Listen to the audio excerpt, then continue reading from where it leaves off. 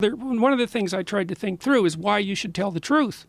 So it's not self-evident, man. A smart kid, the smarter the kid, the earlier they learn to lie.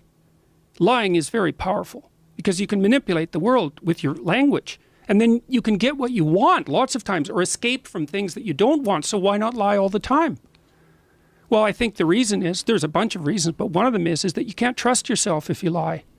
And there's going to be times in your life where you have no one to turn to except you.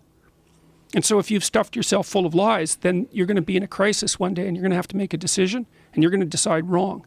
And you're going to be in real trouble because you won't have the clarity of mind necessary to make the proper judgment because you've filled your imagination and your perception with rubbish.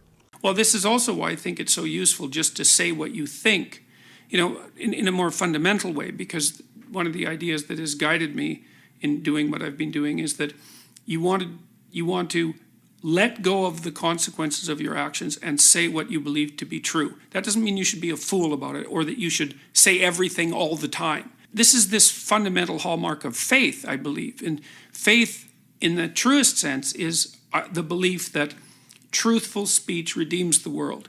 And that's a weird faith, because what that means is that, let's say you say some things and you're doing your best to be truthful and you get in trouble.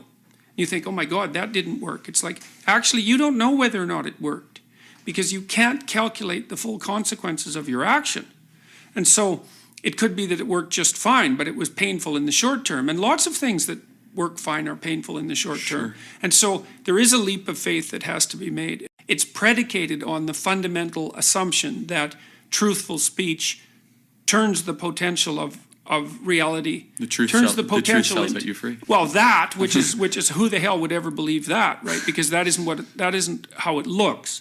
What it looks like is that the truth will get you in trouble. Of course. But what happens is it gets you in trouble in the short term and frees you and other people in the medium to long term.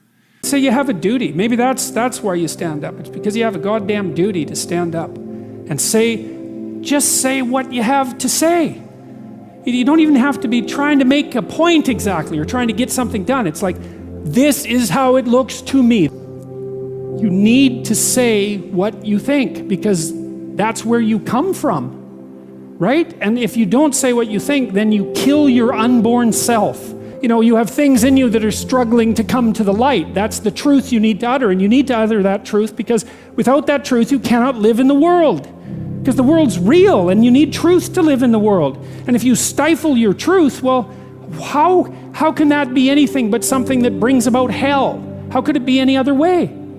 So you think, well, why should you speak up? That's easy, because the consequences of not speaking up, although delayed, are far worse. That's the reason. That's the reason. If it can't be courage, it could at least be prudence.